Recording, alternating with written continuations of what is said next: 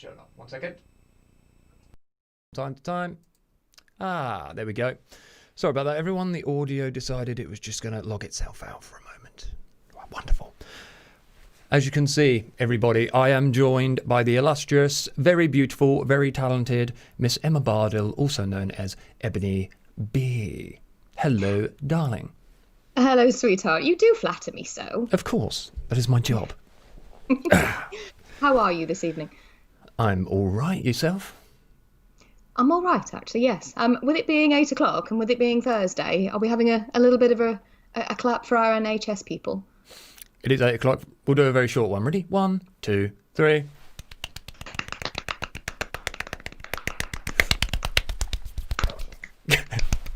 Round of applause. Put it everywhere. Let's go crazy.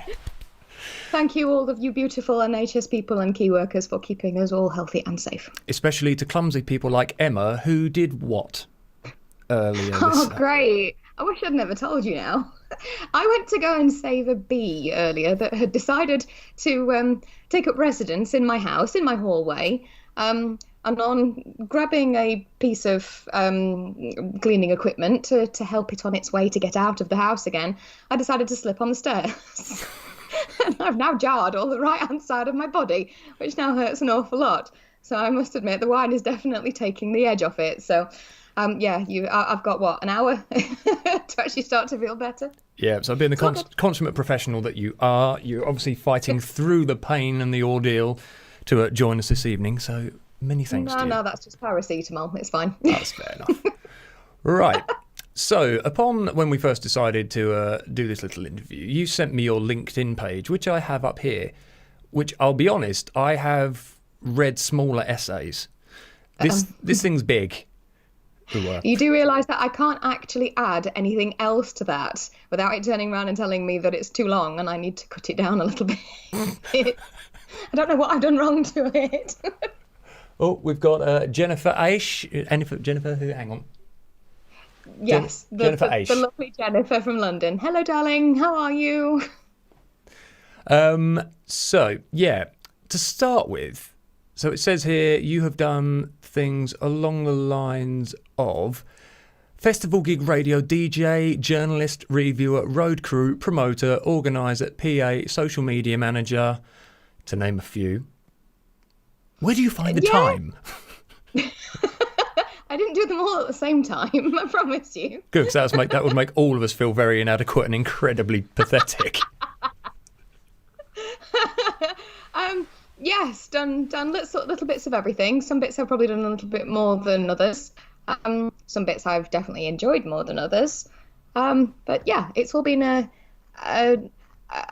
ride, shall we say, and it's definitely continuing. It might have paused a little bit because of this wonderful situation that we all find ourselves in currently. Mm-hmm. But it should be able to carry on at some point, hoping, fingers crossed.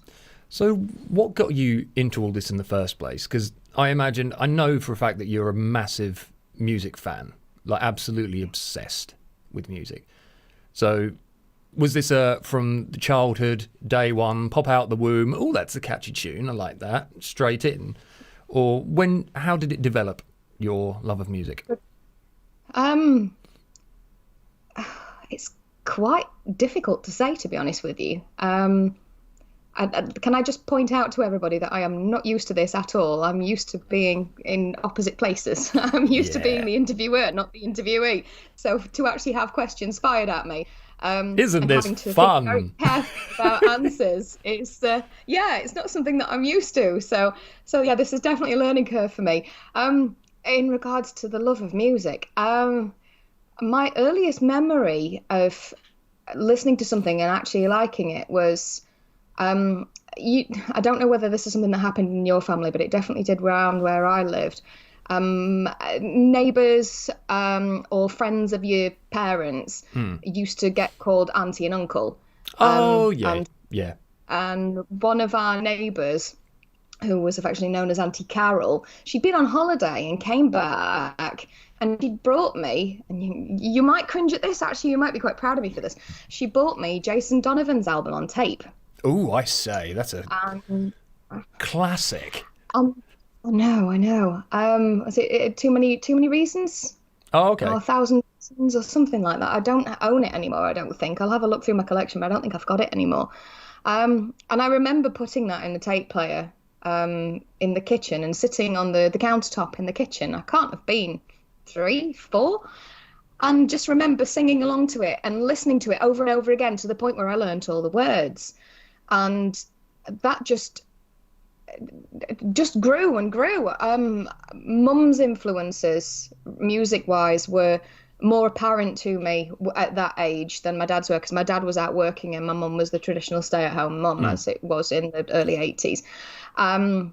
And mum's main influences were Elton John, Phil Collins, and Cliff Richard. So 2 out of 3 ain't bad, as Meatloaf would say. I know. Needless to say, I haven't carried on the Cliff Richard, but I still have a very big affection for the music of Phil Collins and Elton John.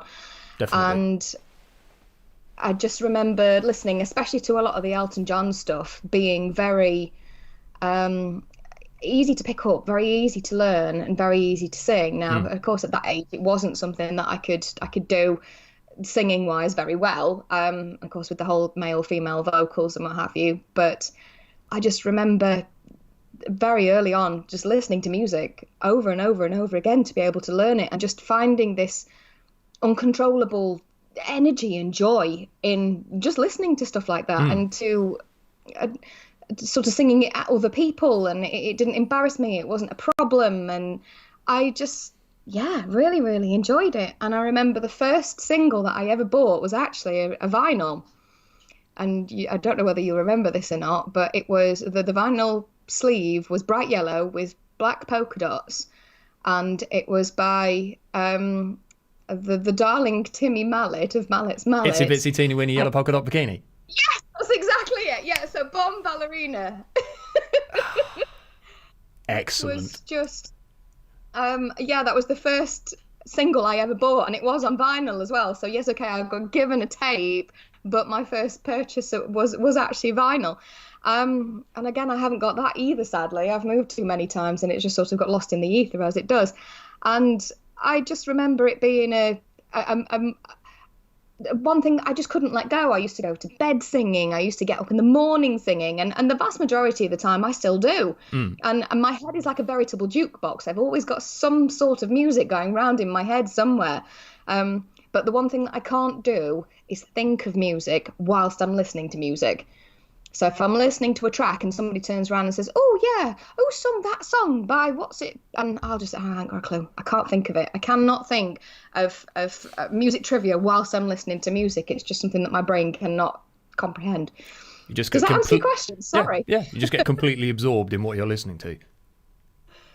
Very much so, yeah. And I still do it to this day. And I'm not very easily influenced. And there's very few people on my friends list who I can say to this day, if they turn around and say to me, "You need to listen to this," you will love it. There's probably only 2 or 3 people in my life that can actually do that to me. And I can turn around and say, "Yeah, you're right. That's absolutely perfect."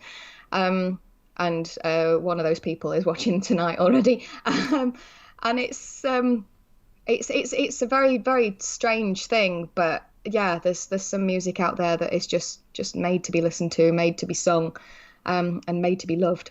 Because we just had a friend of mine, Sophia Grant, just said, "Ooh, Cliff Richard." Hey, we've all been there at some point in our lives. It's like it's like a dodgy one-night stand. We've all done it. We just don't talk about it. We just put it back. Oh, I don't know. Some of his lyrics were actually quite good. Devil Woman, for example. Yeah, that was a good tune. That's, the lyrics to that are actually really quite ingenious. And I know everyone's going to cringe, but Mistletoe and Wine. Oh, you can't have fond Christmas without... Oh, what was it? Was it From a Distance? What was that one? Oh, yeah. Yeah, that was... Hadn't that got a couple of stars on it? Didn't it have a load of characters singing on that at some point? I'm sure. I remember that was one of my earliest Christmas song memories.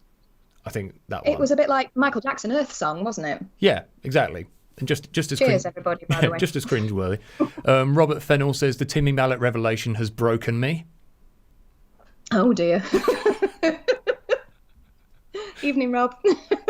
I'm sorry, was it your friend Sophie? Hi, Sophie. Thank you very much for tuning in. Yeah, Sophie said she had the Bombalurina album. What on Yes. earth? What Oh, is- gosh. No, I only had the single. I wasn't that awesome. Oh, was that Timmy Mallet? Yeah. Sorry, that's what he called himself. It Oh, was God. called Bomb Ballerina, and the song was Itsy Bitsy Teeny in a Yellow Polka Dot Bikini, which, of course, I found out many, many decades later that was actually a cover. I didn't Really? know that. That song existed before Timmy Mallet. Yes. How is that possible? We need to do some research on that because I'm not 100%. I tell you what, everybody that's watching and listening Yeah. at the moment, if someone could go and find out who actually did that originally, I'll love you forever. Yes, Thank please do. Steve Price, not wrong with a bit of Cliff. Steve Price, but Timmy Mallet, Ebbs. Oh dear. It's all right, Steve. I think I may more than make up for it for the fact that I'm wearing FM, okay? All better be forgiven. I was introduced to their cover of Heard It Through the Grapevine not that long ago. Have you heard it? I might have done. I can't quite remember at this moment. I might have done. Phenomenal. It's absolutely excellent. Yeah, but Steve Overland is just, that bloke's voice is just phenomenal. He's just, yeah. He can sing anything. Yeah, when I first heard them, I thought it was Toto, because there's a sort of similarity in sort of some of the styles of their stuff, and then Soft rock AOR, yeah. Yeah, but he's just got. It's just such a soulful. It's soul and rock all blended in one, isn't it? It's beautiful. Yeah. But you know how Danny Bowes from Thunder can pretty much sing anything. Yeah. Steve Overland is definitely in that category. I think Jennifer, who's watching at the moment, she turned around and said, if that bloke sung the phone book, I'd just sit there and listen. he's just got one of those voices, and it never falters, and he sounds amazing live. Went to go and see him fairly recently, just before Christmas. It was December. It was in Manchester. It was the O2. And so it's their final. Was it the final? They've done a few final things. No, it was celebrating anniversaries of albums because they were out on tour with Dan Reed Network and with Gun. Oh, and right. They were all celebrating a particular album. Was it 20 years or something? Again, Jen will be able to tell you. And they were all out on tour together, and they all changed headliners every night.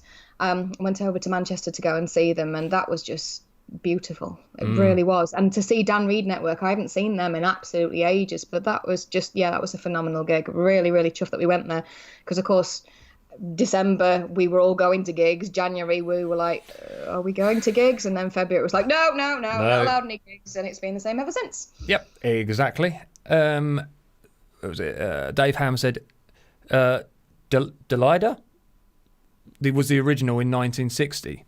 Oh, well done, mate. I haven't heard of them, but yes, it's a la la la la la la la. It's all very sort of 60s and by the beach, and yeah. Is it as good as Chaz and Dave's Snooker Loopy though? Thought you were going to say Rabbit Rabbit then. Oh, no, everyone loves where Rabbit I have Rabbit. to run upstairs and go and get my record store day bunny shaped vinyl of Rabbit Rabbit. They did a bunny shaped vinyl.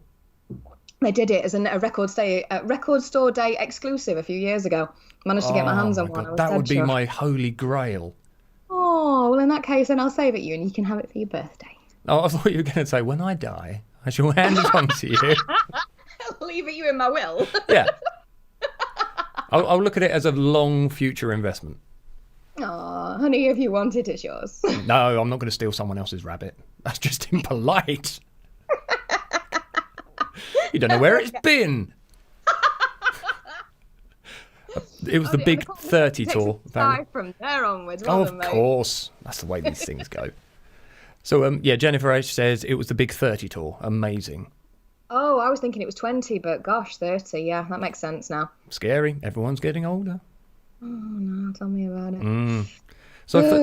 So you are a massive, massive gig goer. Like you've been to all sorts of things. You've seen everything. So what was your first life-changing gig for you? The one that you went to and were just like, this is incredible. I have arrived. This is how I want all my gigs to be. That is quite a difficult one. We have time.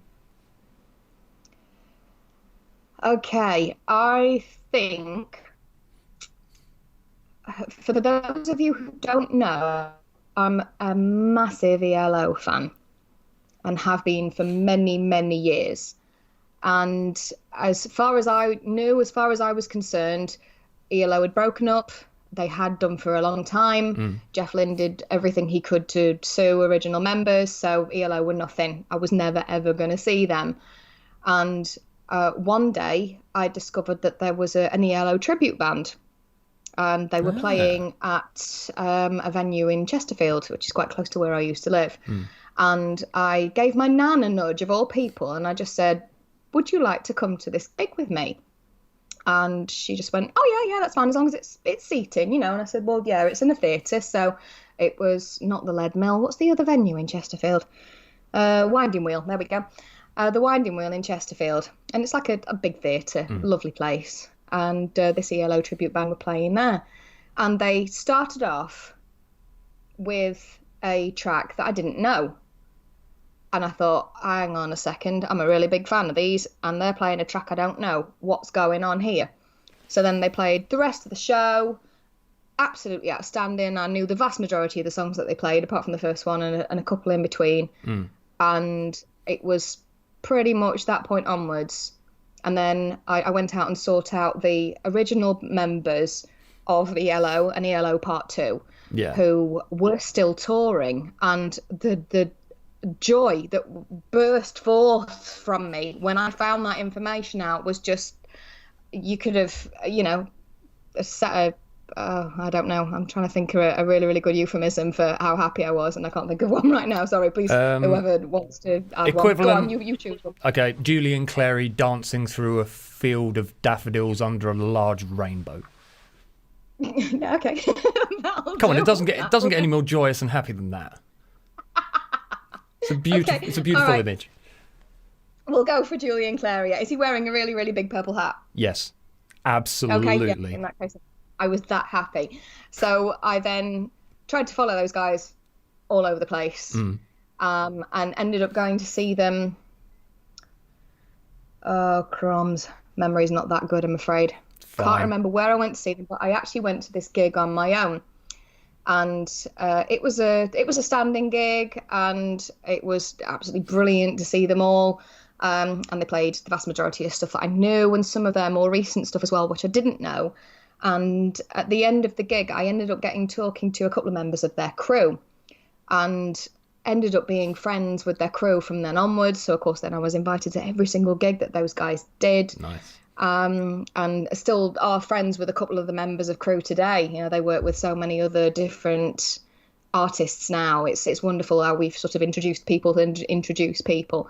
And probably one other one that actually took my love for music down a completely different route, which I don't think if I hadn't have gone to it, I wouldn't have gone down the route that I am now. I think, again, it was the Winding Wheel in Chesterfield. And I went with my partner at the time, and it was to go and see a band called the Illegal Eagles. Now, they are just an Eagles tribute band. Yeah. And I remember thoroughly enjoying the gig, and afterwards, you know, I wanted to go and talk to the band and wanted to get my photograph taken, and ended up getting my photograph taken with one of the guitarists. I think it's the first ever photograph that I put on Facebook, or it's definitely the first ever photograph I put on one of the social medias. It might be MySpace or something like that. Yeah. And the smile on my face was just not even recognizable. It was, you know, I was all teeth and nothing else. I was so chuffed to be in the presence of this complete and utter rock star, you know, in a covers band. It was quite bizarre. And then from then, of course, then I went to go and see them a couple of times, and I found out that their bassist happened to be the bassist in Thunder. Ah, interesting. And he then said to me, oh, you know, what sort of music are you into? And I told him, and he said, well, you might like my Originals band. He said, check them out. So he told me them, and I went online and listened to Love Walked In, and that was it, smack. Yeah. I loved it. Oh, and yeah, just completely fell in love with Thunder.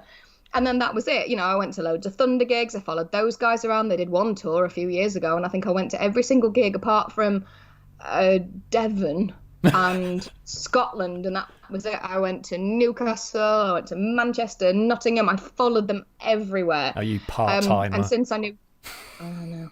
Um, I was working at the time as well, and I remember at one point I was driving from Newcastle to Lincoln to go to the next gig, and I had to pull over in a stop and have a nap for a while. I was just totally gone with the energy. I didn't sleep, and it just got to a point where I was driving and I was nodding at the wheel. I'm like, this is not good. So I had to stop and have a bit of a sleep. But I can't believe how I did it, because I just couldn't do that today. I just get so tired so quickly. Too old to do that now. Yeah. We need naps at least every 4 hours to keep going. Yeah, tell me about it. It's been a bit strange with this whole lockdown thing, though, because we literally can have a nap whenever we like. That's great, isn't it? Oh, I don't know. For the first couple of weeks, I just spent the vast majority of my time sleeping. I'm like, this is really weird. That feels like being a student again. Yeah, that was a bit. Yeah, that's actually a really good description. Yes, it was. It was being like being a student again. That was a long time ago as well. Never mind. So if we went so you've gone from the Eagles to Thunder. So because you're a big heavy metal fan as well, isn't it? And that's what you've done a hell of a lot of your promotional work in with various. But that's how we met.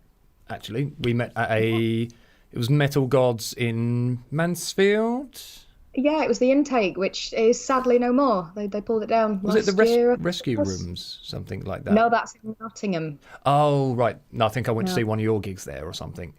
Yes, you did. You came over to see my gig at the Pit and Pendulum, which I'm incredibly grateful for. I think I've still got the photograph somewhere. Ah.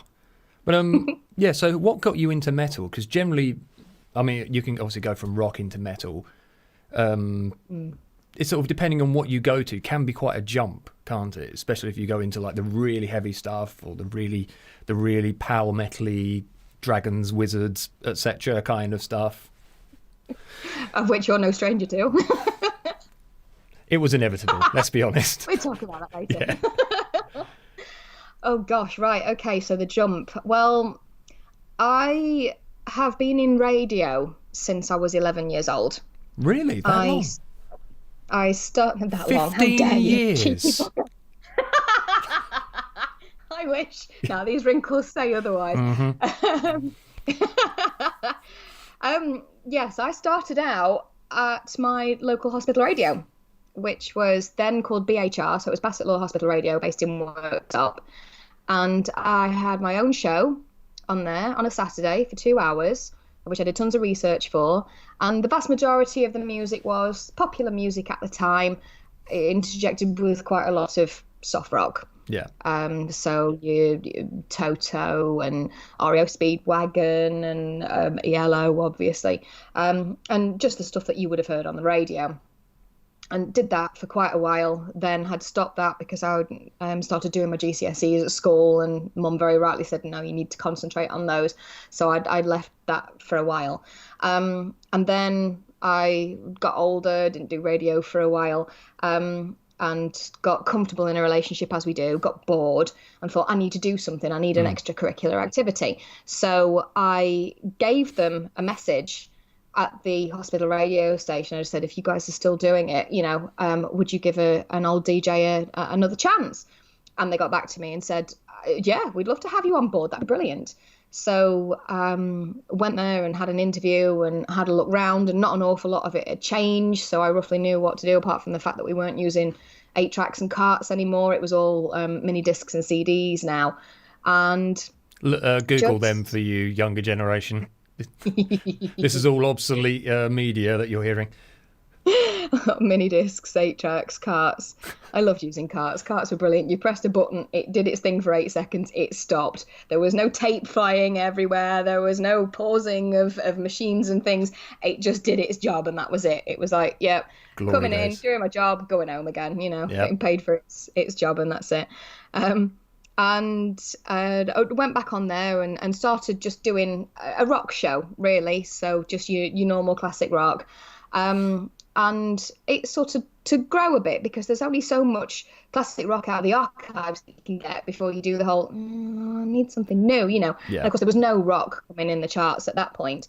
So I'm just trying to think of how I did that now. I got in with a group of friends who were going to go to a festival over in Pwllheli in Wales. called Hammerfest, and never heard of it, never been there before, and took a look at the lineup, and I thought there's an awful lot of bands on there that I just do not recognise. And I thought, all right, then I'm going to buy myself a ticket for my birthday. So I thought I'll go with them. And I thought, there's no point in me turning up at this gig and there not being anybody that I know, no bands that I know. I'm going to do some research first. So I went and spent an absolute ton of money in HMV and went and bought loads and loads of CDs of all these bands that were actually going to be playing at Hammerfest. So bands like Hammerfall and Skin Dread. I'm trying to think of some more off the cuff at the moment. I'm not 100% sure. I could do with. I've got some lanyards somewhere. I think I've got some hung up on there. Hang on. Let me go and fetch them. Yeah, I've seen your collection of lanyards. They sort of go on forever. You could pave the way to the moon with them. Do have quite a few. Yeah, sadly none of them have actually got any. Oh God, you can see my big bum on the camera. That's not good. Big bum. Me big bum. Yeah, I went and bought all these CDs and I sat there and I religiously listened to them and decided what I liked and what I didn't like. And then turned up at this festival. I ended up mentioning, I can't remember. Oh, sorry, I can't remember what order this happened in. It was such a long time ago. You can lie. No one's going to know. I ended up speaking to this lovely lady called Nellie who worked for a PR company down in London called The Noise Cartel. And she offered me a press pass for that particular festival. And I said, well, I've already bought a ticket. And she says, well, if you want to come and do some interviews so you can air them on your radio show, you're more than welcome.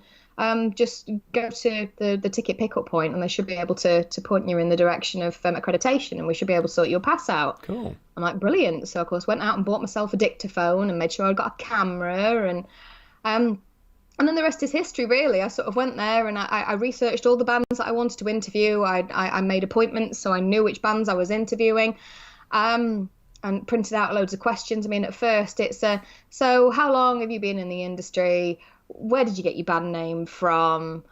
Who did the artwork on your album? Really basic questions, but of course I didn't know any better. Yeah. And I went and interviewed all these bands, and the vast majority of interviews that I got were absolutely brilliant. I've still got them all on good old computer, so I need to upload them to YouTube or SoundCloud or something like that one day. Somebody will want to listen to them somewhere. Yeah, definitely. Yeah, I need to do that at some point. And it just built from there, really, because I was introduced to stuff like Skin Dread, who are, what do you call them, reggae metal. They're phenomenal. And just there was nobody else out like them. No. And they were so intricate and so unique. And I thought, I need more of this. I need more. So that the more I was getting fed stuff like that, the more I was getting high on stuff like that. So then, of course, from Hammerfest then came Hard Rock Hell, which was Hammerfest was in the November, Hard Rock Hell was in the March. And then, of course, you got Download, which was in the June. And then Sonosphere was around at that point as well. So that was amazing at Nebworth. Just wow.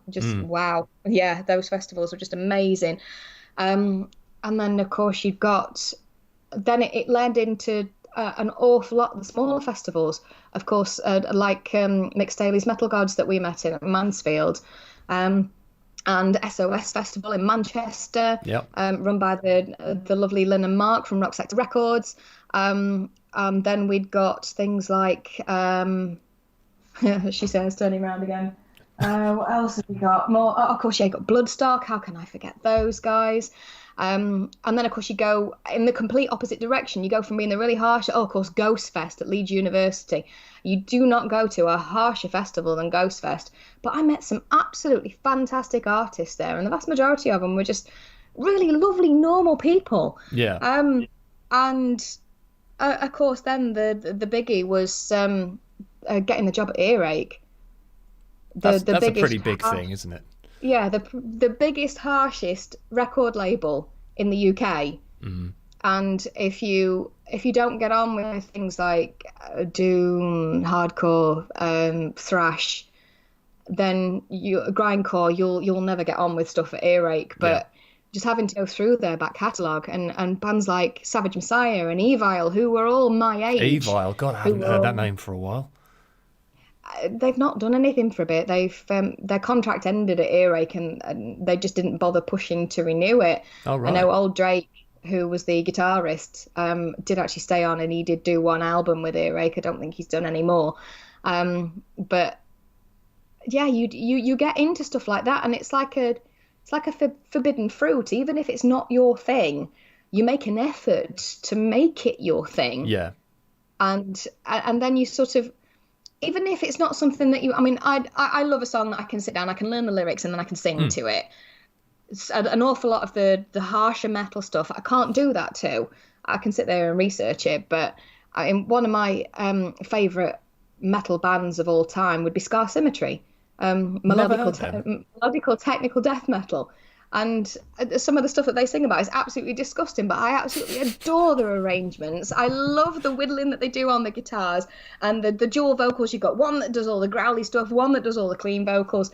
And it was just completely different. You know, you've got 16-string guitars, and then, of course, you've got things like prog and gent and just genres that you'd never, ever heard of, and stuff that just took everything into a completely different avenue. And then, of course, you've got the Metal Evolution. Have you seen any of the Metal Evolution films? No, I don't think so.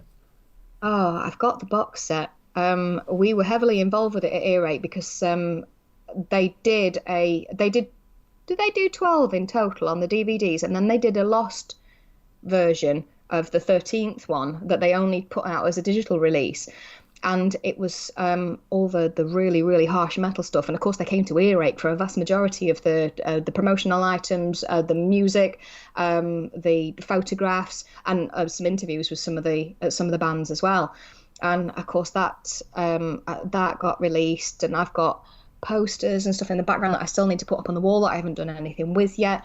And it's got like a family tree of music. So you've got right at the top, you've got those that started it. So you've got Black Sabbath, you've got Cream. I'm trying to think of some of the other ones at the moment, but then it sort of branches out, and then it goes to blues rock and prog and then it goes into all the subgenres. So you've got your hardcore and your thrash and different types of metal and what have you. And of course there's new genres being made up every day. Yeah.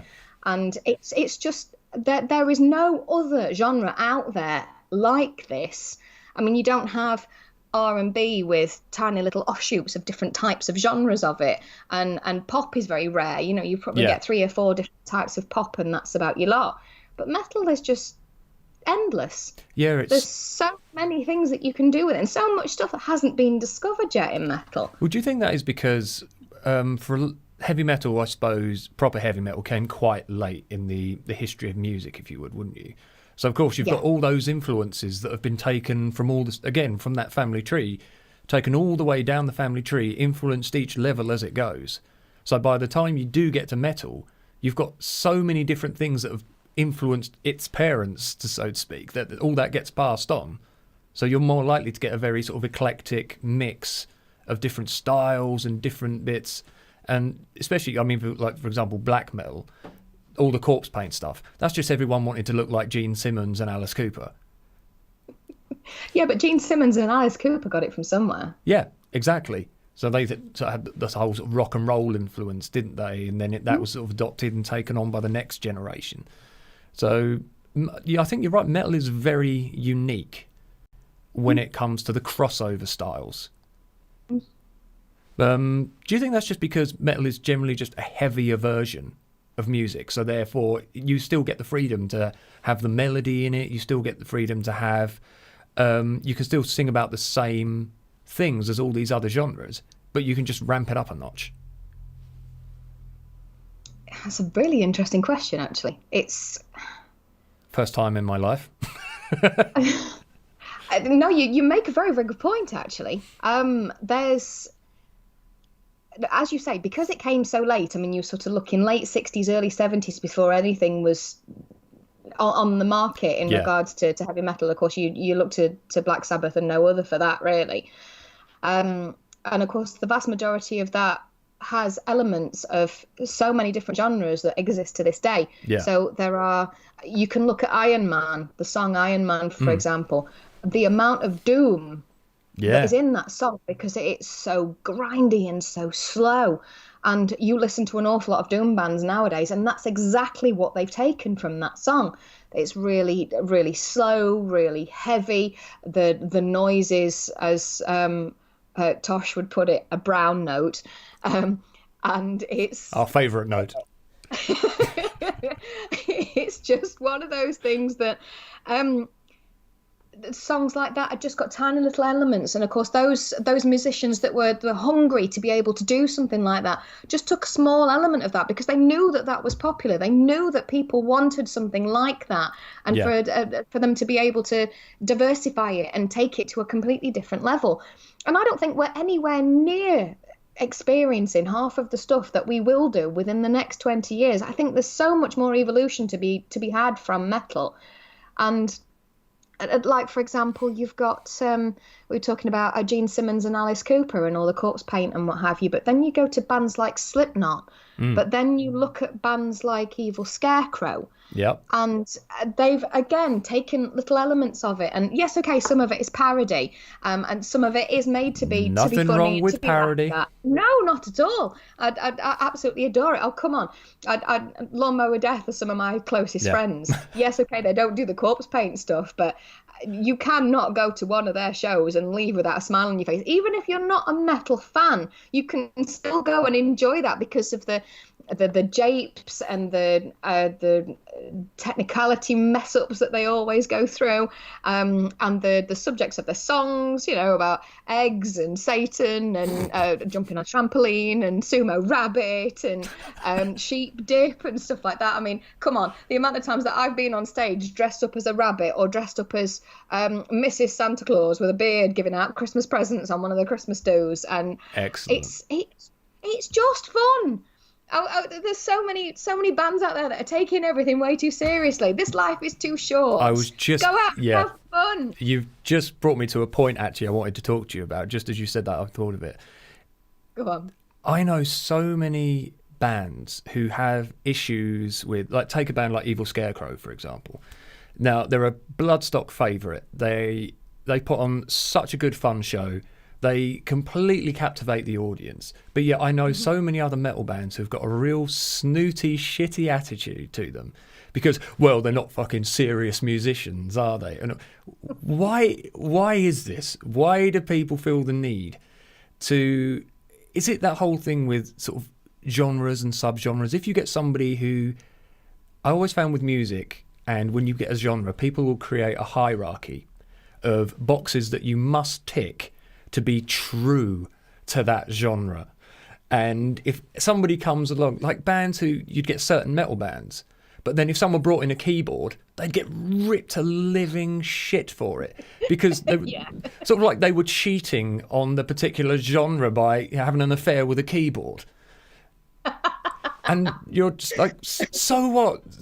I'm sorry to pop your little ego music elitist bubble here, but it's a free world where we can all sort of explore and do different things.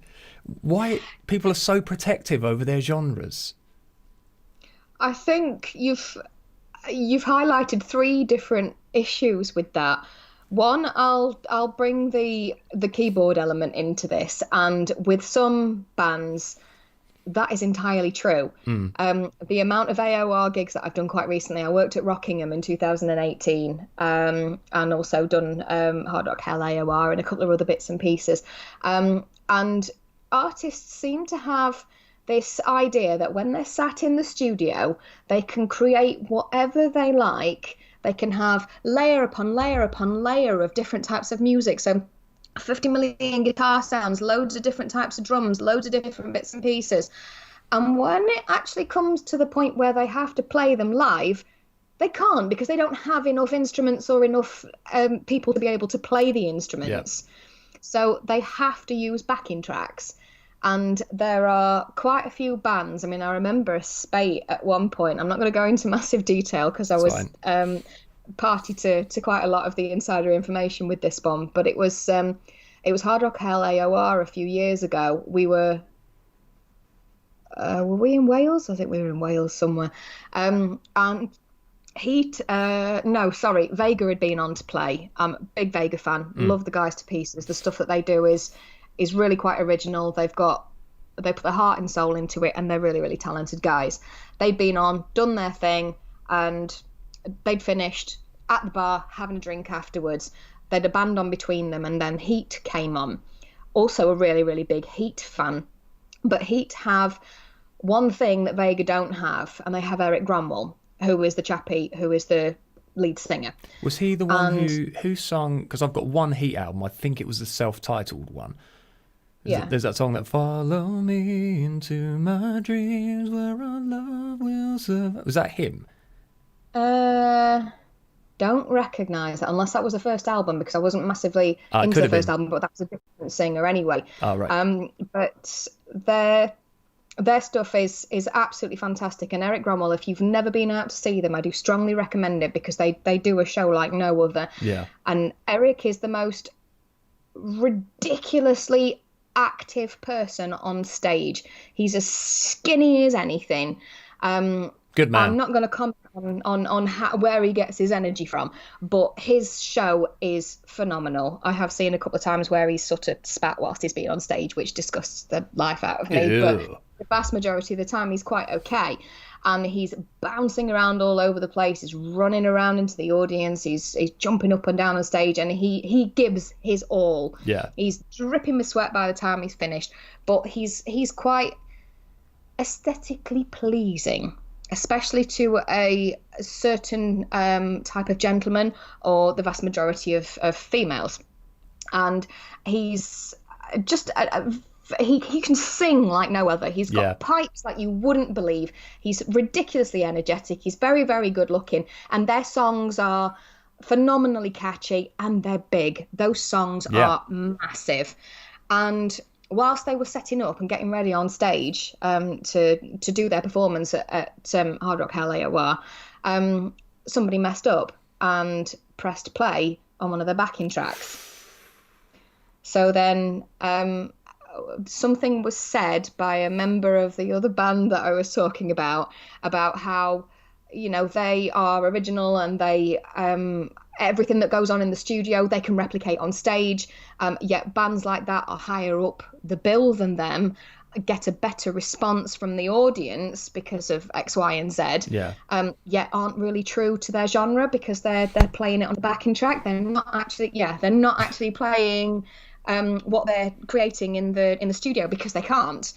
And that is quite a difficult one, because as musicians they're all fantastic, but they do tend to get a little bit overzealous whilst they're in the studio, and there's so many bands out there that they get into a studio and they think, oh yeah, let's have this effect, let's do this, let's have tubular bells in the background, let's do shimmers, let's do this, that and the other, and then it gets to doing it on stage and it's empty, because they can't replicate any of that. So they either have to have a computer or a keyboard to actually bring those synth sounds in, or they just do without. And it's a massive, great big contrast. But you do get bands that do sit there and do the whole, oh no, you know, they're using keyboards, etc., etc. But some bands don't have a choice; they have to. But you get bands again like Evil Scarecrow that they have sample pads, and they do it on purpose. But whatever they do in the studio, they actually bring those samples with them, and they're not shy about it. They turn around and say, yeah, okay, we've got keyboards, we've got a sample pad. There's no way that we can get the cast from Ghostbusters to come and say their bit about dogs and cats living together, mass hysteria, which they have on one of their tracks. And they're quite open and honest about it, but there are some bands that really aren't. So that was the first point. Second point in regards to stuff like that is, oh crumbs, I've forgotten. Right, okay, I'll go to my third point, and I'll come back to my second point in a bit. Third point is ego.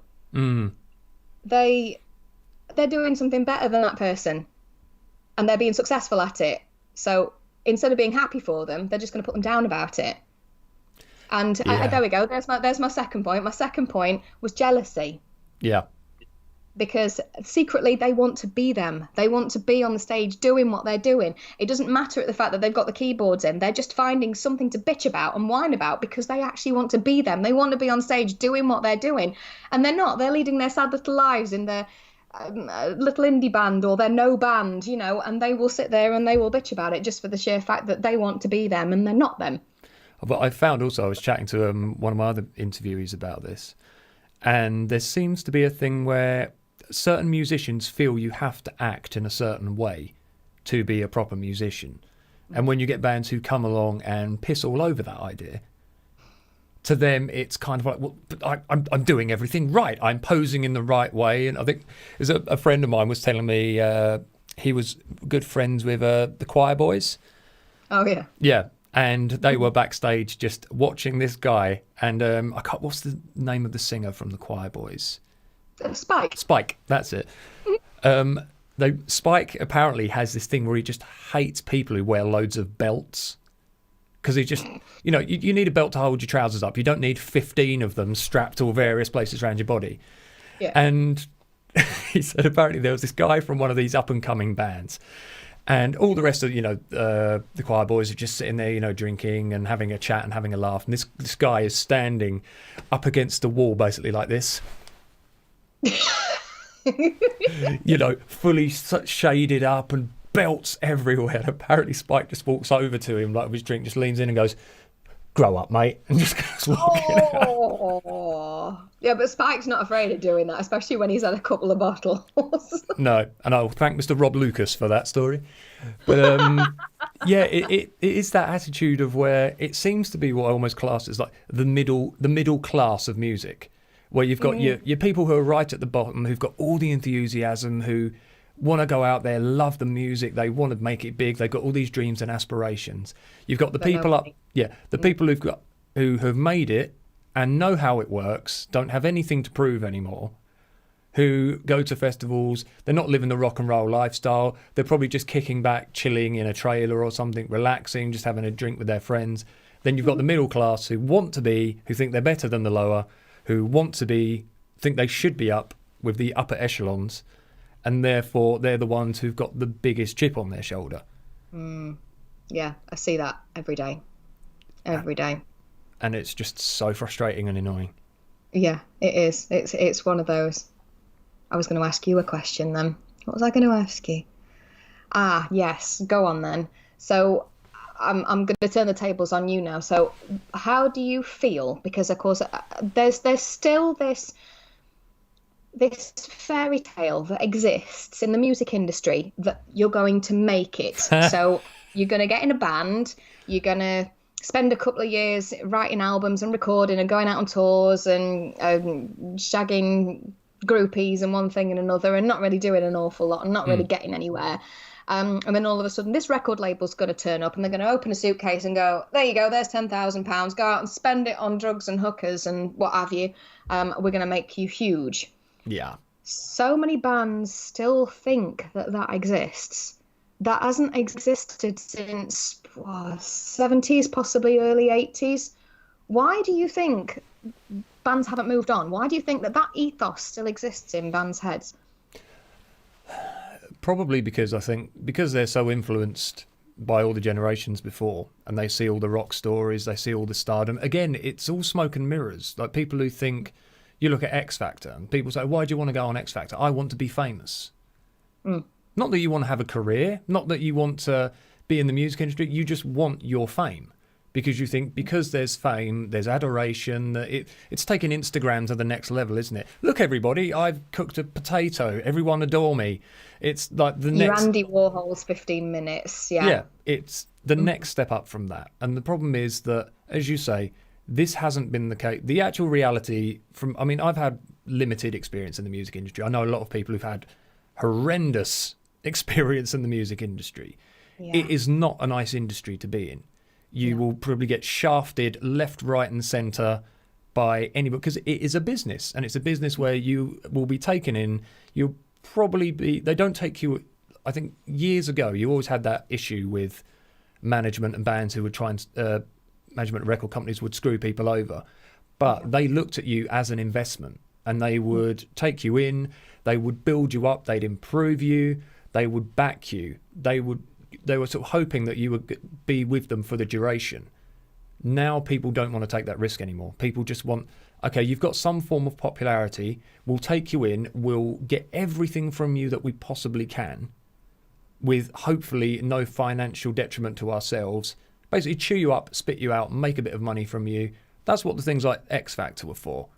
It was really cleverly contrived, because what you do is you get the crowd, rather than you taking a gamble on an artist and hoping that they're going to do well, you get your audience over a period of weeks to choose who is going to be the top artist. And in the process, you make money from all the viewings, you set the person up to be successful for probably only the end of that series, maybe a very short career before they fall into obscurity again. Maybe the Christmas song and that's it. That's what it's aimed at. And it is why, again, but they portray it as this wonderful, lavish kind of lifestyle. And for probably 98% of people in the music industry, it is nothing like that. Bands who we probably both know who've been doing this stuff for maybe 40 years plus. As Steve Price just said, the bands who did get all that money then found they had to pay it back. Exactly. Yeah, because it was a loan, it wasn't a gift. No. And a lot of them who spunk the money up in the first place and then they're up shit creek, no paddle. But yeah, there's bands who go out now who are in their 60s who still barely make sort of level peggings on tours. And they're just surviving. How many X Factor winners can we remember? Will Young. Was that one? I was about to say him. Yeah, he was about the only one that was actually any decency. And you know the really sad thing about Will Young? He either was told not to reveal his sexuality, or was too afraid to reveal his sexuality, because of course the vast majority of the fans that watched stuff like that were all young girls, all young teenagers who all inevitably wanted to marry him, or at least get him into bed. And of course, if you took the element of, well, I'm gay, so I'm not going to be able to fulfill any of your fantasies, would then take the money away, and they wouldn't invest. They wouldn't go out and go and buy the single, because they think, well, what's the point? Because I'm not going to be able to sleep with him at some point. I find that so sad, that the fact that he could not be himself. And I remember when he came out, and it had the exact reaction that he thought it was going to have. And that's another way that the music industry is just so contrived. It's just the fact that the people can't be themselves and be successful. You have to be something else. You have to, as you say, it has to be smoke and mirrors. Otherwise, you just don't exist. Yeah, but I think there's people who know that that's the reality. I mean, unfortunately, human beings are very, very good at having all the facts in front of them and just going, yeah, but I've got this dream that I keep back here that I want to just cling to, even though it's complete bollocks. So I think that's the whole thing. And I think now all that will happen is where a record company would have taken a chance on you. Now you have to almost prove that you are, I suppose, a popular entity already. Yeah, you have to. Yeah, you have to. If you haven't had several videos out that are on YouTube that have had several million hits already, if you haven't been out and toured with a couple of bigger bands, you know, possibly paid bigger bands to actually go out and tour with, written, recorded and released 2, maybe 3 albums yourself, record labels are not going to look at you twice. No. They just won't, because they want to see that you are hardworking enough to be able to go ahead and do all of this. But I remember certain times working at Earache where if any band on their label at one point turned around and said, well, the guitarist's missus is about to have a kid, or such and such is going to get married, or I can't come and do this tour because work need me to work. Yeah. No. That was a big no. You weren't allowed a life. You weren't allowed a family. You weren't allowed kids. You weren't allowed to have a day job. If you didn't invest all of your time, money, blood, sweat, tears, sleep in the band, you weren't on the label. Yeah. Because that's not what they wanted. They wanted 110% from you all the time. Otherwise, you weren't taking it seriously, and they weren't going to take you seriously. Do you think that's a healthy position for a record label to have, or is it? Because you can understand from that point of view that you want to know that if the people you're investing in are going to step up to the plate, because obviously there's a lot of people who they want that career, but are they willing to go that extra mile? And which, to be honest, is sometimes what gets these bands noticed. It's the ones who, if you listen to a lot of the stories, the bands who would go out and flyer all their gigs, the band who would promote seamlessly, who'd pull off some really ridiculous promotional antics. Yeah, stunning things, yeah. Yeah, those were the bands. Or they got a pretty good PR person. Yeah. That was actually lining stuff like that up for them, yeah. But do you think that is a good way for a record label to behave, or do you think that it's pushes it too far? It's a very antiquated way of thinking, because nowadays you need money. Rent, mortgages, etc. You're looking at a minimum of £500 a month just for that. Yeah. And then you've got to have a car to be able to get places. Mobile phones cost money. Then you've got insurance, broadband, and all your food bills. Of course, it costs the average person about 40 quid on food bills a week. Yeah. So you have got to have money to be able to live nowadays. And just dossing out at somebody else's house doesn't work anymore. People can't afford to look after people anymore. It's just how the economy is. So no, it is a very, very antiquated way of actually looking at it. And it's not practical. It can't work anymore. That's not something that can happen. I mean, bless them, Massive from Australia. They tried to do exactly that and succeeded for a short amount of time. Yeah. But then realised that money ran out, and then they got nowhere to live. And when they left Australia, they were quite comfortable in Australia because they were well known, but only in the small bars. They couldn't do anything bigger than the small bars. So they thought, we'll come to Europe. There's plenty of places to come and do it in Europe. Whilst they were on the label, of course, they got all the PR help. They got access to loads of different bands and tours that they could jump on, etc. And that was all good. But as soon as they started to do it on their own, they realised how difficult it actually is, and the fact that you need a decent amount of money. So a couple of them had to drop out. A couple of them had to go and get jobs. And now they're working very, very hard to do it, but they've had to calm it down a hell of a lot, because when I first met them, they were just, the energy of those guys was unbelievable. And I still love them all to pieces. They're absolute fantastic musicians.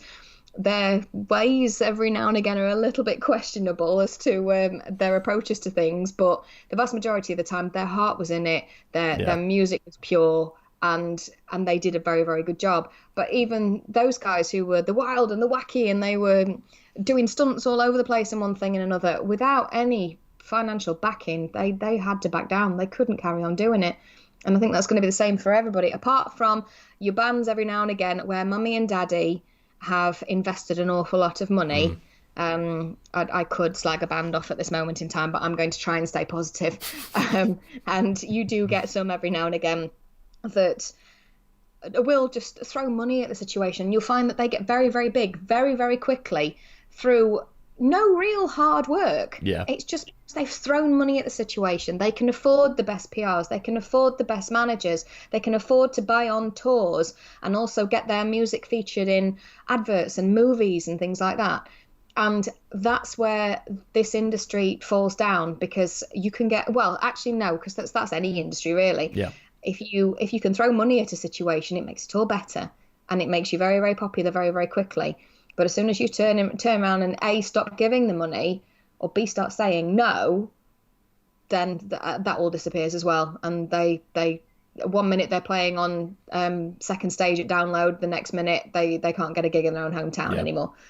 So it swings and roundabouts really. If you're going to do the money route, great. But do it with integrity. Don't step on people, and make sure that you stay true and stay consistent. Because if you go ahead and you throw money at the situation, then you start stepping on people and start making fools of people. And the saying, I can't even remember how it goes now. My memory's atrocious. Is this about going up, and then when you're coming down, everyone can be like, make sure you stay friends with those that you meet on the way up, because you never know who you're going to need on the way back down again. That is so ridiculously true. It's unreal. The more people remember that, the better. We've just had, if I was to say a big gay bumlord just sent a message, who do you think I'm talking about? I have no idea. Go ahead. Come on, you know who it is. Is that Mr. Matty? It is. In his words is Shabba. So he's in the house. Hello, darling. Hello, darling. I hope you're doing okay. Miss you both. There you go. I don't miss you at all. You stink. Oh, that's cruel. You love him, really. I do, yeah. I'm horrifically aware that it's almost 9 o'clock and I feel like I've done nothing but talk non-stop. I'm very sorry. That's the whole point. This is an interview. I didn't think I'd be any good at it, to be honest with you. I thought I'd be really rubbish. I told you it'd be fine. See? Have faith in your Mr. Vonbeardingham. He knows this stuff. No. Matthew said he loves you loads. Oh, I love. Something I wanted to come to, actually, because I know from when you've done your interviews and things, and we've talked about this, I think, several times, and it's the way that women are treated when... Yeah. I knew this had to come at some point. Go on. No, because you're in a very good position to, like, for example, your alias is Ebony B. And I remember you telling me that when you're doing interviews and when you're doing PR and you're interacting with people, you do have to take on a certain persona in the music industry. Now, to you, what is that persona and why, in your opinion, do you have to do that? Oh, gosh, well, two different elements, really. One is the fundamental, which affects everybody, a level of professionalism. If you're going to give a service to somebody, especially in this sort of industry, you've got to know what you're talking about. You've got to be able to back up your promises. So if you turn around and say, well, I'm going to send your new single to this radio station, that radio station, and that magazine, you've got to be able to back that up and prove that you can actually do that. Yeah. And be able to talk ideas and just actually get the artist excited about what they're going to be doing, and then being able to put that process into motion and actually show them that that is going to be possible.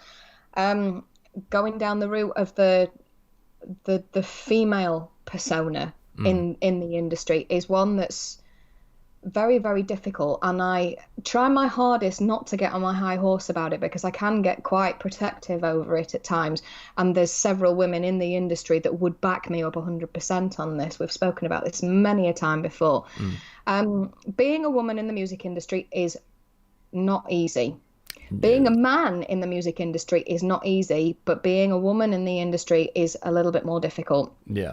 Because you go back to the 60s, the 70s, and the early 80s, women weren't really in the rock and metal industry. It was a very male-dominated industry. And to prove yourself as a female going into that industry, and you weren't, forgive my crassness, shagging an artist, somebody's wife, somebody's girlfriend, etc. I think Yoko Ono. Yeah. You then had to put an extra 50 to 100% into whatever you were trying to do to make those artists realise that you were there on a professional capacity, and you weren't there just for their enjoyment. Yeah. And that is a very, very difficult thing that I found from very, very early on.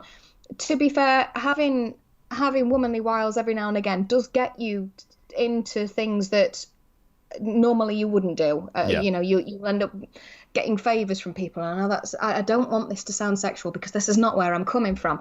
No, but it's the nature of the game, isn't it? That's the thing. If you could, unfortunately, you've said the word game. Yeah, that's exactly what it is. All of this is a game. Yeah, and if you don't play it properly, you ain't getting anywhere. Yeah, you're working within the parameters of your situation.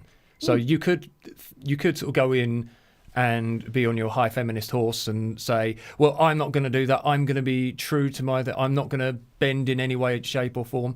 That's all very well. But if you're working in an environment, it's kind of, you're having to infiltrate the enemy and work from within.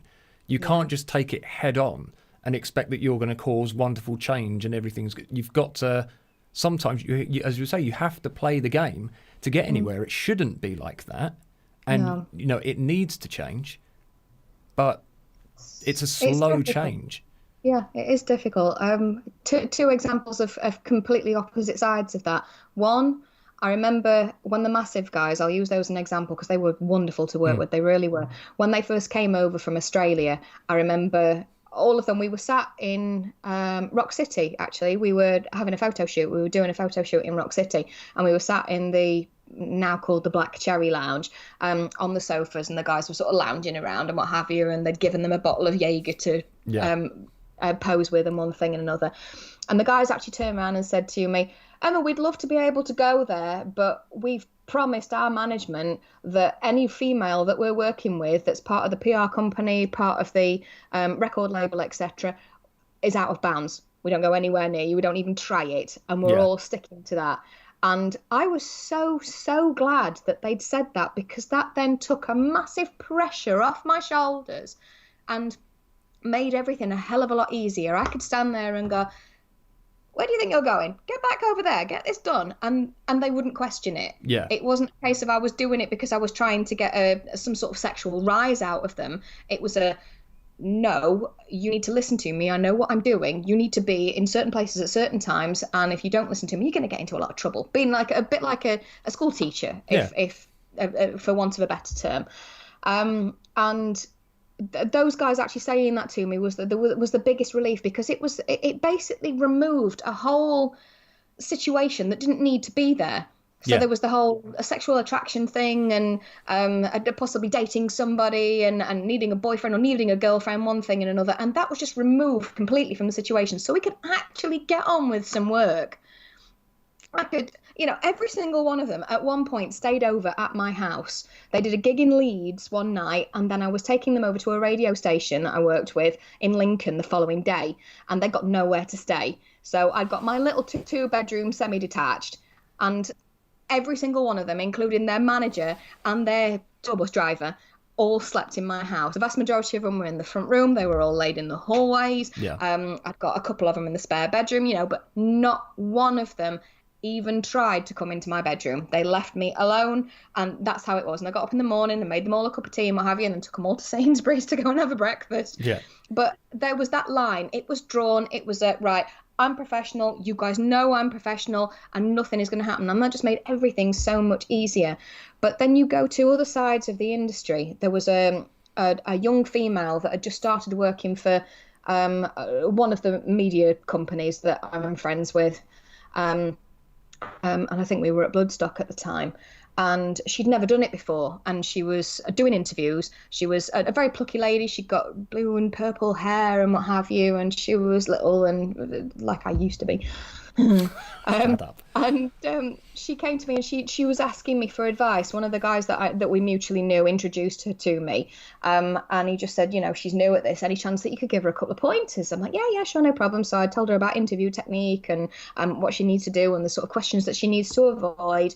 And then she came to me later on in the day, and she looked a bit tired, and her makeup was everywhere. And I just said to her, are you okay? And she went, well, I've been in a bit of a situation today and I wasn't too sure how to act. And I said, well, what happened? She said, well, I was interviewing a band, and one of the band members decided to put his hand down my T-shirt. For God's sake. And I said, you joking? I said, what did you do? She says, nothing. I just let him get on with it. I'm like, why? And she says, because it's how I didn't want to say anything, because I didn't want to upset the interview. I didn't want to upset the artist. And I said, you're joking me? I said, a guy's just tried to feel you up in public in front of a ton of people. And I bet you no money his bandmates were cheering him on as well. And she looked at me really frightened, as though she'd done something wrong. And I'm like, well, yes, you have done something wrong, because you let him get away with it and you didn't stick up for yourself. You're enabling. On the other hand, she was frightened, like all us women are right at the very beginning. I'm saying something wrong to a man and it not be accepted, and they be exposed for one thing or another. There's the whole being a tease and one thing and another. And I just stood there and I just had to sit her down and give her a talk for a few minutes and just said, look, that is never going to be acceptable. But however, when women have got that idea in their heads that they can't actually stand up for themselves in those sort of situations because they feel that they don't want to upset anybody, then the men then carry on because they think that's acceptable, because they don't do anything about it. And it's like, well, I'm going to say it's 6 of one and half a dozen of the other. Yeah.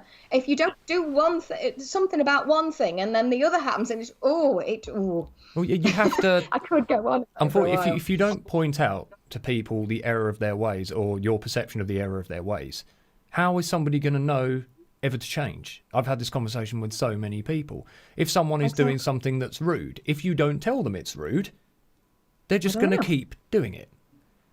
So, but do you think there is an element, though, where with the whole... Because I think hopefully, any intelligent person out there knows that obviously no means no. People should not be objectified. It should be a level playing field. That's what we're all aiming for. But do you think there, with certain behaviours from... And I think this goes from both sides. Like, for example, you've got obviously really creepy, horrible men who give men, cheating arseholes who give men a bad name. But agreed. But then you've also got the flip side, which is your groupie type girls who, and we've the amount of stories there are of like women sleeping with an entire band in the shower and this kind of thing, and this shit does happen.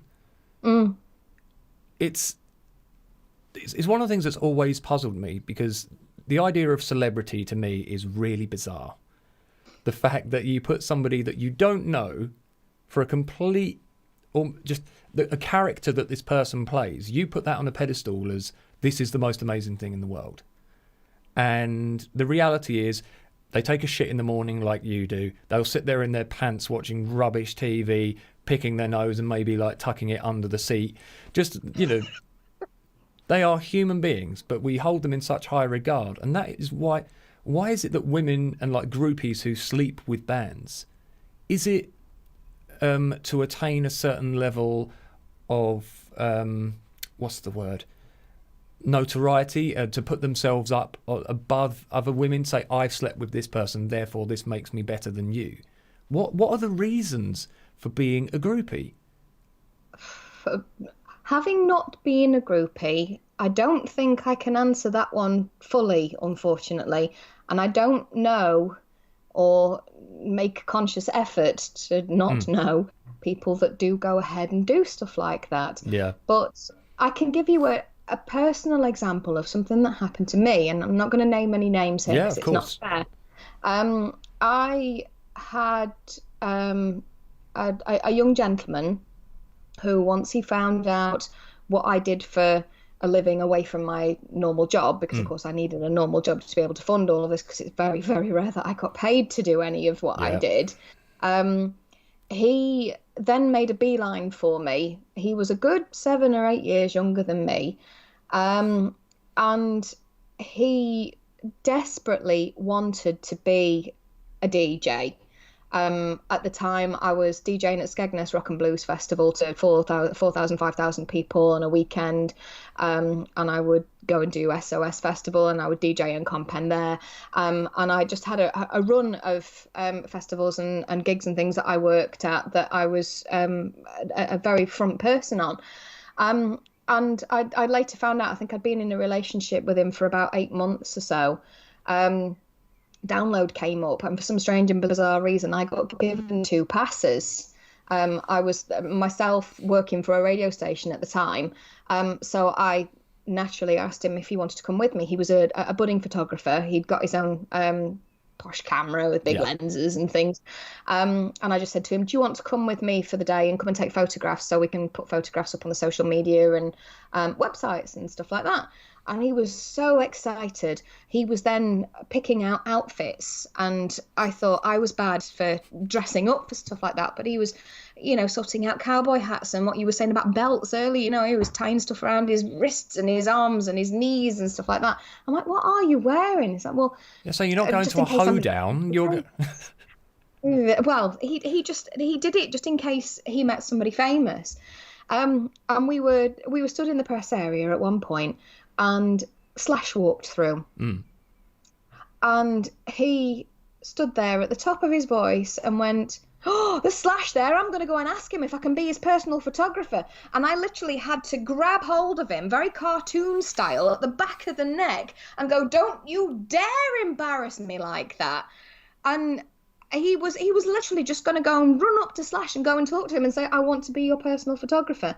And I thought, if he does that, and the event organisers of the press area find out that he was related to me, I'm never going to walk into a festival again. It's just never going to happen. That level of embarrassment. And just the weekend went downhill from there. Our relationship went downhill from there. And I later found out that he didn't want to be with me. He wanted to be me. Right. So technically, he was my own groupie. Yeah. But I didn't realise it until we'd been in a relationship for a while and he'd shown his true colours. He wanted to be a superstar DJ. He wanted to interview all these bands. He wanted to go and DJ to 4,000, 5,000 people on a night. He wanted to be me. And that was a huge learning curve for me, because I sort of sat back and I thought, hang on a second, so did you actually have any feelings for me at all? Yeah. And clearly he didn't. And so in regards to groupies and stuff, the only thing that I can think of is they emulate these people because they want to do the X Factor thing. They want to be as famous as they think they are. Yeah. And they feel that the only way to do that is to be close to that person. So they either befriend them or they try and sleep with them. I remember there was an interview with, I think she was a really famous groupie, and I think she'd slept with people like Mick Jagger, Hendrix. So she'd done the rounds. And I think she said something along the lines of, it's being in the presence of greatness. So I think, is it a status that they feel that if I'm seen with this person, if I'm like associating in the same circles, then that puts me up there with these people. So not the fact of who these people actually are, because most of them are probably arseholes. I mean, I must admit, it has been quite nice over my career so far. I have met people who have known people who have managed to get me into places. So I've been to after show parties and days off on tour and hanging around with bands and stuff like that. Whereas if I didn't know this person, I wouldn't have gotten in to do that. It wasn't a case of I was wanting to be with this person or sleep with this person because of the people that they knew and because of the stuff that they could get me into. It was just I suppose you could say, a very happy accident. You know, I was friends with this person. This person just said, oh yeah, we've got this day off on tour. Do you fancy coming and hanging out with us? I'm like, yeah, that'd be really nice. And then the next thing you know, you're hanging out with members of ELO, or you're hanging out in Scotland with members of I'm trying my hardest to name drop here. My memory's failing me completely. Well, that was a fairly big name drop. ELO, I think you've done pretty well there. It just, like, for example, there's not an awful lot of classic albums that you could go to a charity shop and dig out that don't have a particular name on. And I fixed that guy's computer. You know, he'd got a virus, and I went and got a virus fix for him and saw him the following day on tour, and I just said, right, give me your laptop, let me put this CD in and I'll get rid of your viruses. And he couldn't thank me enough. And he's an absolute beautiful bloke. He really is. He's in his 70s. We nearly lost him a couple of years ago. He was really, really poorly.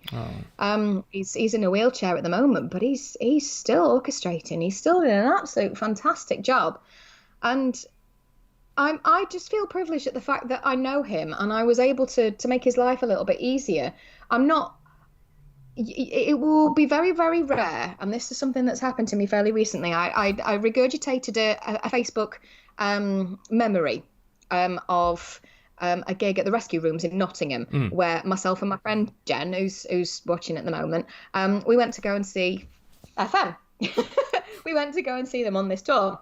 And she'd got an after-show wristband, and she'd got me one as well, which was lovely of her. And we stayed behind afterwards, and we chatted to the guys, and I bought a CD, and I got a CD signed and what have you. And then they were doing the whole having a photograph taken. And I then had to have my photograph taken with them. And I felt so ridiculously awkward because I don't do that. Yeah. I will have my photograph taken with an artist if I've done an interview and we've done it on a professional level. But I won't do the whole fangirl thing. I hate it. I find it cringeworthy. I can't stand doing it. Yeah. And the fact that I was made to do that at that point. But I've always said I would rather sit down and have a pint with somebody and sit and talk to somebody than I would do sitting doing the fangirl thing. I can't stand it. I really can't stand it. It must be really weird. And I've said this before, because the fact is, like, we're all human beings. We all like to have a chat and get to know people. And, you know, if someone is famous, I mean, even if someone's not famous, if you meet someone who's nice and interesting, that's worth its weight in gold. If Agreed. they're somebody you've looked up, I can understand if there's somebody who's a music you really, really like, and you get to meet them, and they're a really nice person as well, and you have a really lovely chat. You know, that can be a wonderful memory. But for being that artist and having kind of simpering people just coming up to you and hero worshipping you, it's you can imagine just walking down the street and a nutter comes up to you and just goes, I love you, you're my everything, I've watched everything you do. You would shit yourself and run. No, you wouldn't. If you are an artist, you have to embrace your fans, because without your fans, you aren't who you are. Yeah. And the amount of times that I've had to teach bands to do that. I was in Wolverhampton. Oh gosh, when was it? June, July time, 2018. And Tosh had taken me to go and see Vega. I was going through a bit of a rough patch in my personal life at the time, and he said, right, come on, we're going to go and see an amazing band. Unfortunately, I got very drunk, which doesn't happen very often. It doesn't really. I usually remain professional.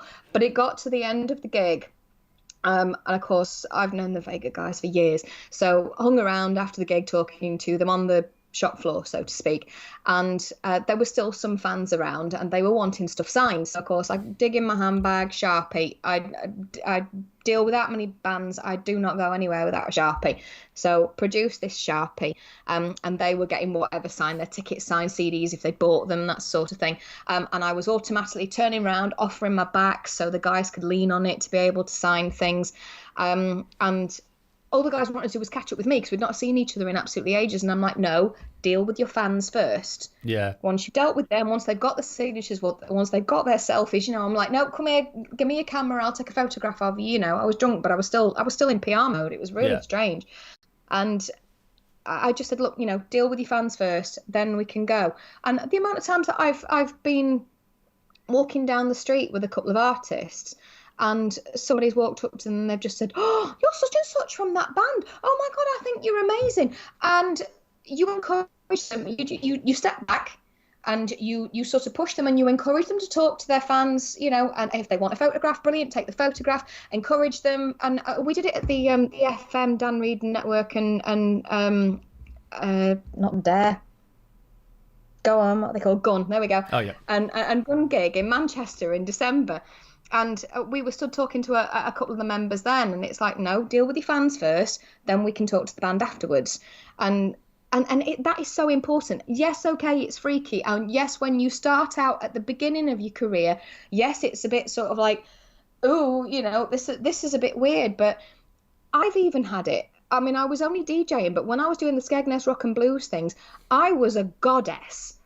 Just for the sheer fact that all the bands had finished and I was still there DJing, and I was taking requests off people, and I was doing shout outs for their birthdays, and I was making their weekend just by me playing their song that they liked, or turning around and saying, oh yeah, a big shout out to the blues group that have come all the way from Grimsby, whatever.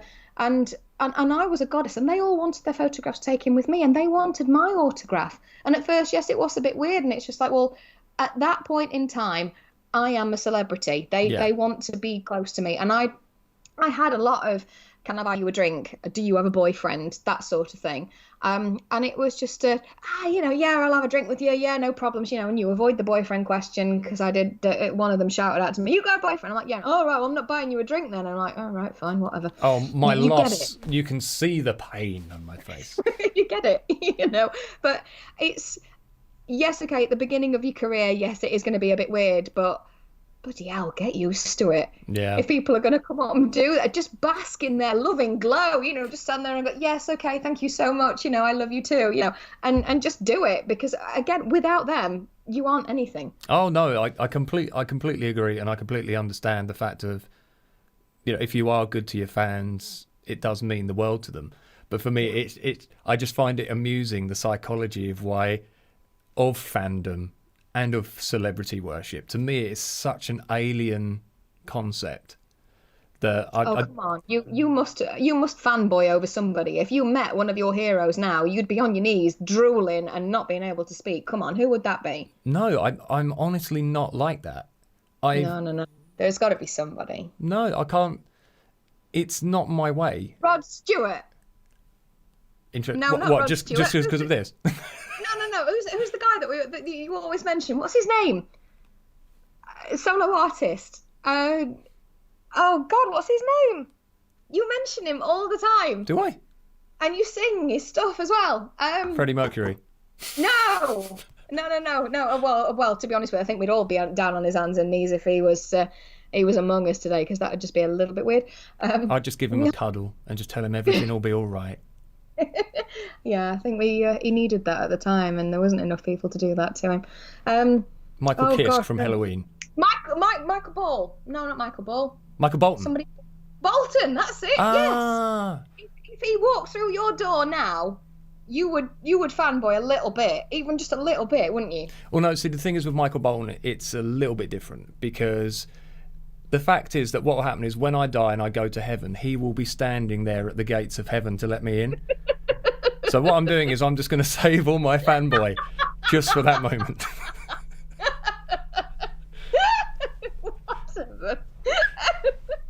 No, like, I don't know anything. Again, I really enjoy his singing, but I don't know anything about him. I don't know.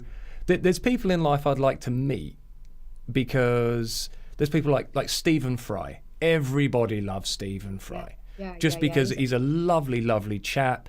You could have a really nice conversation. And again, you just want to give him a cuddle. Yeah. Bill Bailey, again, another wonderful human being.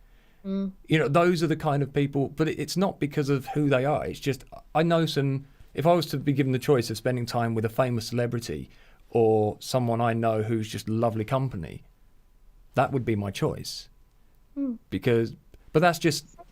Yeah, you just want to sit there and have a pint with them and chew the fat with them. Yeah. I love meeting new people, and I love hearing people's stories. That's half the reason I'm doing this, because it gives me a chance to actually get to know a person a bit more, and I really, really enjoy it. But yeah, fanboyness has just never been a thing of mine. I just find the whole concept really... And if other people want to do it, so by all means, if they obviously get something from it and they enjoy it. For me, it's just something I've never... It's the equivalent of religion to me. I just don't understand. Well, it is a kind of religion, isn't it? It's a worship of somebody. It is, yeah. I'll give you a good example of that. Whilst I was doing my GCSEs, I went through a very, very tough time with my family. A very tough time with my family. And Hanson bought out Middle of Nowhere.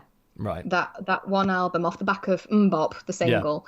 Yeah. And I remember giving my mum all my savings, saying, please, when you go into work, could you nip into town and just go into HMV and go and buy me that album, please, when it came out? And she did do. And I listened to that album to the point where the rest of my household was so sick and tired of hearing it. But it helped me so much through my GCSEs. I got through my GCSEs with really decent grades. I could have done a hell of a lot worse. Yeah. But I channeled my focus whenever I was sad, whenever I was annoyed, upset, whenever I was going through a point where I felt like I couldn't carry on. I put that album on. I sit there and I listened and I cried and I sang my heart out. And because of that album, and there's a lot of people have come to me and they've given me a similar sort of story. Yeah. Because of that album, I survived. Yeah. They got me through that. Now, if anybody, I've been to see Hanson twice now, once at Shepherd's Bush Empire and once at Rock City in Nottingham. It was Valentine's Day last year and I bought myself and Jen a ticket and we went to go and see them. And you know what? If somebody actually gave me the opportunity to interview them, I don't think I could. Really? Because I wouldn't say I worshipped them, but that album got me through one of the toughest times of my life. Yeah. And if it wasn't for that album, it might have been another album, or I might not have got through that tough time. And I don't think I could put down in words, and I don't think I'd be able to convey the emotion to that particular band and just turn around and say, look, guys, if you hadn't have written that album, I probably wouldn't be here today. Yeah. And to be able to get that through to somebody would just be, I wouldn't have the words to be able to do it. And there's not many albums that I can say that to. Ghost, quite recently, once they released Prequel, I went through, and we've had this conversation already. The rest of the world doesn't need to hear it. Yep. But if it wasn't for that particular album, that brought out so much emotion, so much hatred, so much pure, raw. Oh, I can't even put it into words now. I understand what you're saying. That particular album, those two particular albums, got me through the toughest times of my life, and I've lent on music that much that the only thing that I'd be able to say to that artist is thank you for releasing that. I suppose it's. I don't know where I'd be without it, and I don't necessarily want to start. I don't want to marry them. I don't want to have the babies. I don't want to put them on that pedestal and say that they are my god. I just want to thank them for enabling me to be able to continue with some sort of normality whilst going through the most atrocious times of my life. And I think that's going on the subject that you're talking about, how you just sort of wanted to be a groupie, and not you, obviously. Well, people being groupies. And I'll sleep with anybody famous, you know me. Yes, a lion, you know it. And you haven't done my mum. But there's just... She just hasn't told you. No, don't care. Your funeral. But because as you said right at the beginning, yes, music is my obsession, and music was my crutch at those 2 points in time. And if it wasn't for those, I don't know where I'd be. And it wasn't a particular person, it wasn't a particular act, it was just that music, it was those words, it was that emotion that was brought in me from listening to that music that enabled me to be able to carry on. And yeah, I think if I got interviews with either Tobias from Ghost or the Hanson guys, I don't know what I'd say. I don't think I'd be able to accept the interview, even though I would absolutely adore to sit there and ask them questions. I just don't think I could do it, just because of the emotion that is stored in me because of their music. I don't think there is any greater praise to a musician to know that your music's had that kind of effect on someone. I think to hear a story like that would mean far more to a musician, and I think it does when you hear people talking about how the music's got them through some really hard times. That compared to, oh my God, I fucking love you, you're so hot, oh, I love the way your hair does this. I get you. Yeah, I get you.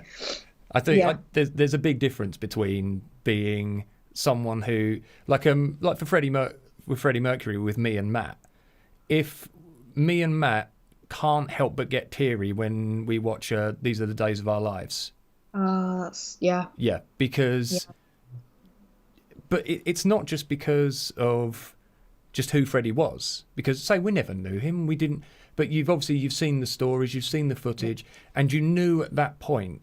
I think even if it wasn't him, if it was someone else singing their final farewell, your just empathy as a human being is going to cut through, isn't it? Of course, yeah, of course. So you're watching somebody's swan song, and it's it's so hard to watch. But yeah, I mean, I know like Matt, he's met Brian May and said he was just absolutely lovely. I know several people who've met Brian May and said he was just an absolute gentleman.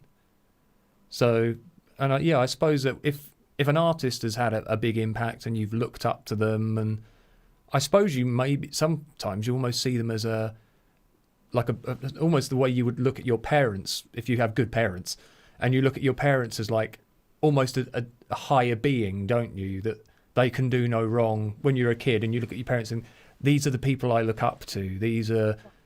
And it's almost like that. You see them on a different plane to you. So I can understand it to a degree. I just find some of it, the weird obsessions and things, I would struggle with. But I certainly don't knock anybody's depth and love of music and the effect it can have on you as a person. So it's one of the last true magics in the world, I think. Yeah, there's not an awful lot else that can bring on the type of emotions that some music does. No.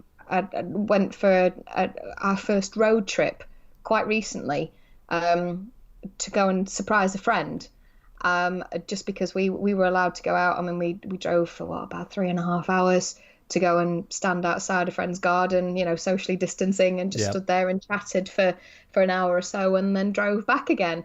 And it was the whole carpool karaoke thing on the way down and the way back again. And I was so hoarse by the time I got back because we'd done that much singing. But I just remember song after song after song. And I was driving at the time, and I just got goosebumps constantly.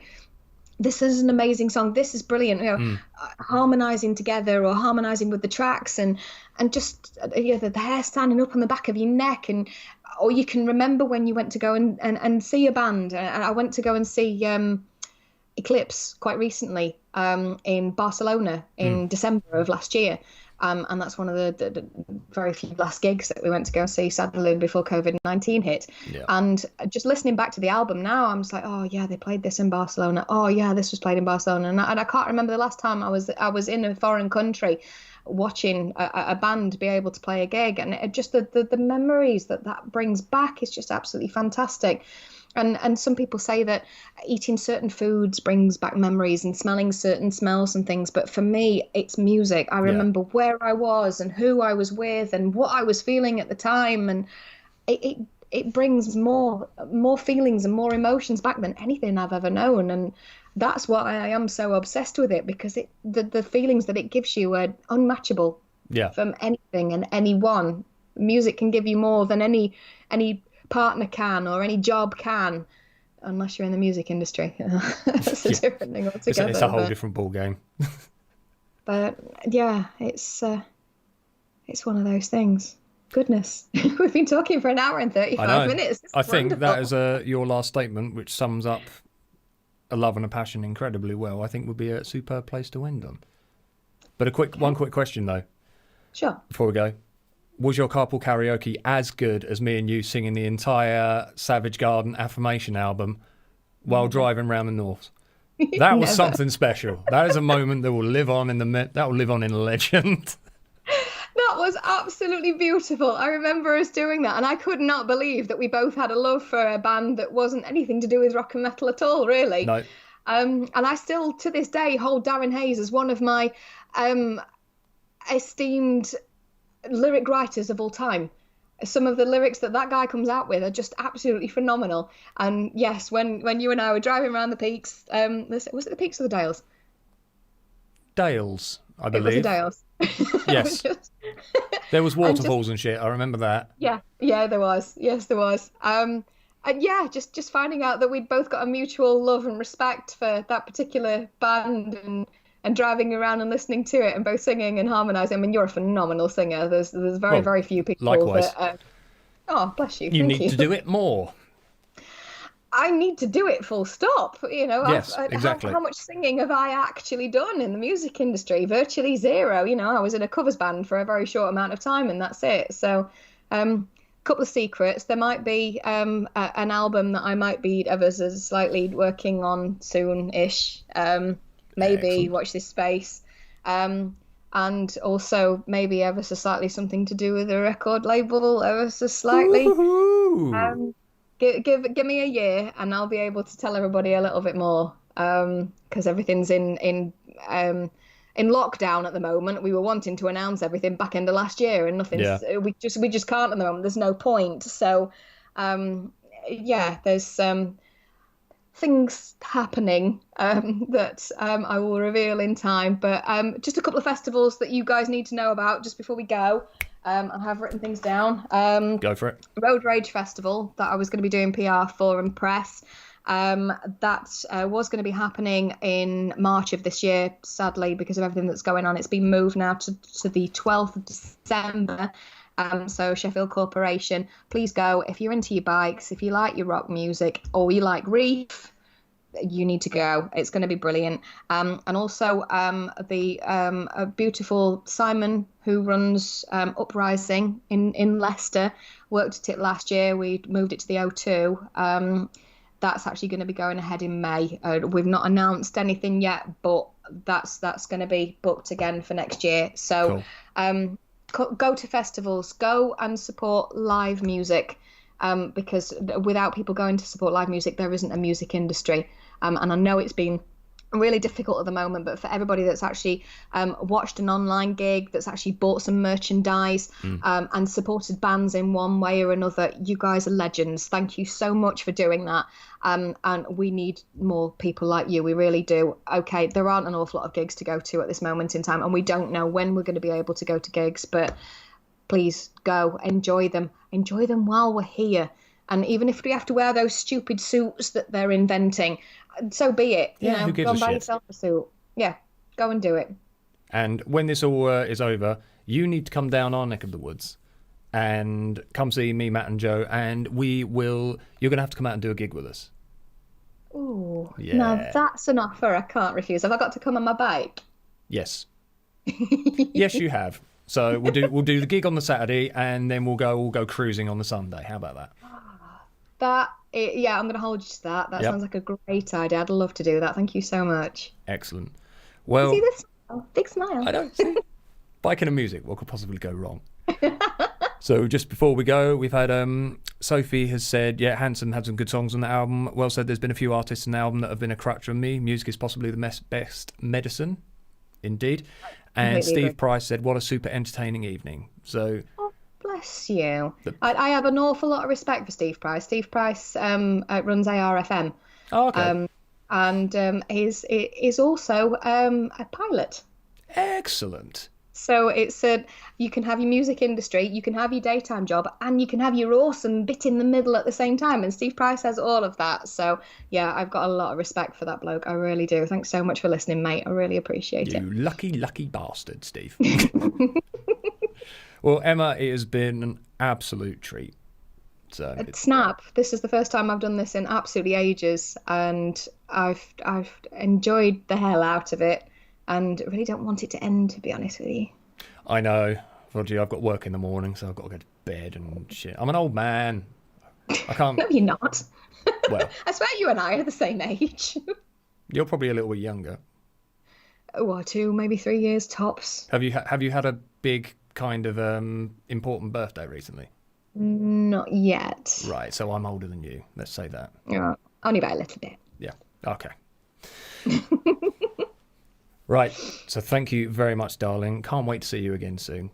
Snap. Yeah, miss you. Yes, and you too. So from everyone, thank you for tuning in tonight. It has been absolutely brilliant. I normally sort of think, yeah, an interview will go on for an hour. No, always goes on longer. We just get nattering and chatting, and I thoroughly love it. And this has been absolutely brilliant. So thank you very much. Are we going to be able to watch this later? Are you going to put it on YouTube or something like that? It will automatically, all of this will be able to be restreamed. So anyone can go to, it'll be on my Facebook profile, it will be on YouTube, it will be on Twitch as well. So you can watch them all back. They will all be there. Brilliant. That's great. I will regurgitate and make sure everybody is aware of those. Excellent. All right, darling. It's been fantastic, and I shall see you very soon. It's been a pleasure. Thank you very much, mate. Rock on. Tatty bye.